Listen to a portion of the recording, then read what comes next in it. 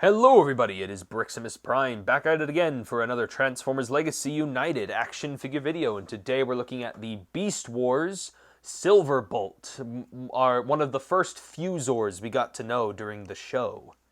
He also just happens to be a simp for Black Arachnia. Relatable. Here on the packaging it says Legacy United, and it says Beast Wars Universe Silverbolt. It's got the image there of his Fusor mode, got his mugshot right there on the side. Got the Transformers logo, 40th anniversary. Stuff going on here on the back with the promo images. Authentic Transformers. And yeah, that is pretty much it for the packaging. This packaging explains my thoughts about, like, furry conventions. Into the trash. Silverbolt here just comes with two very identical accessories. Pretty much he just comes with these feather wing blades like he had in the show, and they're cast in this gray plastic with this very nice paintwork going with the bronze bleeding into a black on the tip. That looks very nice, and again, they're pretty simplistically sculpted. And when not in use, these wing bits, the feathers can just go right here on the wings, and that is a very nice way to have some weapon storage, how it blends right on in. Taking a look at Silverbolt's head sculpt here, I like the bright yellow eyes. The bits of black on him make him look like a mix between like a furry and Batman, which is a scary combination, by the way. But overall, I think he looks very show accurate. I like the bright yellow eyes, really breathes a lot of life into this character. I just wish that maybe they gave him a hinging mouth, or maybe they gave him a snarling face where he's got like his teeth showing or something. Give that a little bit of that 90s grimace on his face, but it's alright. I'm still fine with this blank expression. I mean, at least it's painted well. And speaking of paint, he's got some nice of this bronze paint, like what was here on the present on the wings. Again, nice black fade on those as well. He's also got this red gem bit right here with that row of teeth spikes right there. And also, again, just like a lot of the other Beast Wars figures, there's a lot of this great fur texturing going on throughout the figure. Some more of that bronze stuff right there. Boing. That's him when he's around Black Arachnia. Boing. And yeah, like I said, the wings here are also very nicely sculpted, kind of like the fur texturing, especially here on the back. Again, more of that fading to black right there. And again, you get a lot more of the feathers going on right there, though I kind of wish that the rest of them right here got painted up like this instead of making it just plain gray. And then he's got some tail feathers right there, which again kind of play into the furry aspect, which I'm not that big of a fan of, but I don't mind it too much because I have this magical talent of being able to disconnect Transformers from the furry convention. And then also he's got these little bird feet down here with some nice paintwork going on right there as well, with some 5mm holes right down there for, you know, any sort of blast effects or weaponizers or whatever. I swear I am going to murder this microphone. Obviously, this Silverbolt doesn't really have anything to do with the original version, but at least it is a very... One of the things I really wish this guy could do is that he could do that whole missile launching gimmick thing where the wings would come over his shoulders. But honestly, it's kind of nitpicking, but I mean, it still would have been a nice feature. And yeah, overall, I like the look of this figure. I mean, it looks as cartoon accurate as possible. Like I said, love all the paintwork and all the sculpting and everything. And it is very complemented very well by his own posability. So getting into that posability, he's got a swivel at the head. It's a ball joint, but it can only swivel. It can't really look up or down all that much, just because how limited it is. The wings can spread, obviously. They can also flap, like, you know, up and down, but they can also flap like inside and out, as you can see, on two separate hinge joints. And then his shoulders can rotate a full 360. They can move up and down. He does also get a bicep swivel. He has double jointed elbows, though that extra bit of wolf arms do kind of poke out toward the end. Or I guess it's the hind legs. But yeah, that is technically how it is.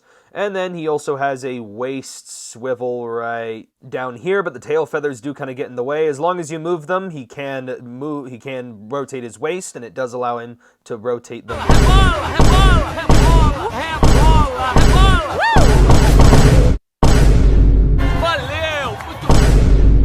And then besides that, he does also have some nice hips which can rotate forward very far. They can rotate back that far. He does get he can move outward that far, thigh swivel, single bend at the knee that bends at 90 degrees. And then his ankles can't really move up. They can move down due to transformation. And then he's got some decent ankle pivot.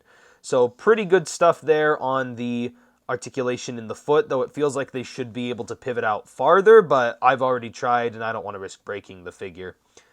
But yeah, overall, pretty good articulation on this action figure. And now getting into comparisons, here is the Beast Wars Silverbolt compared next to the last Legacy United figure I took a look at, the Origins Wheeljack. Here he is with the Deluxe Class Kingdom Black Arachnia. Boobies. And then here he is with the only other Fusor I've taken a look at from Legacy United, the Leader Class Tigerhawk. I really hope we get a quick strike to go along with him. Anyway, now with comparisons out of the way, let's now get right on into this guy's transformation.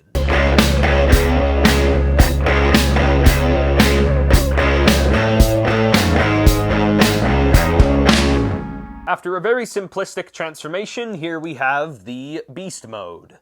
And here's now taking an up-close look at Silverbolt's Beast Mode. Would have liked a little bit of extra paint there on the lower jaw because it kind of gets lost in the rest of the details. But I am glad that they did carry over that smoky black and also the yellow eyes. Again, does make it pop very well. And honestly, this whole head sculpt kind of reminds me of my German Shepherd. And then again, I also like the silver paint down here with the bronze on the toes and the legs to give that little bit of color separation here on this figure, especially since a lot of it is just the plain unpainted gray plastic. But again, because it's this like slightly metallic gray, it catches the light really well, and so it almost feels like the shininess of the white of like the light is also part of its paint scheme. But I still would have preferred a lot of this bronze and black fading to have been on it. Especially here with the wings and having this go all the way down to there. That would have looked so nice.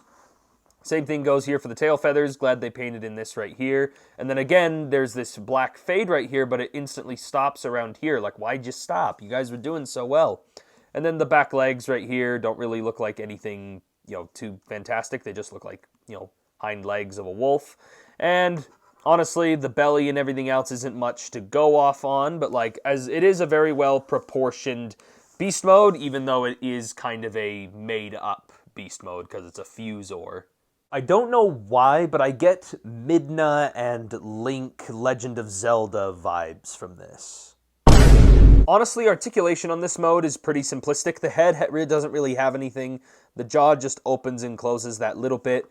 Wings can flap here at the base on one hinge. There's also an extra hinge right here, and then they flap in and out like so.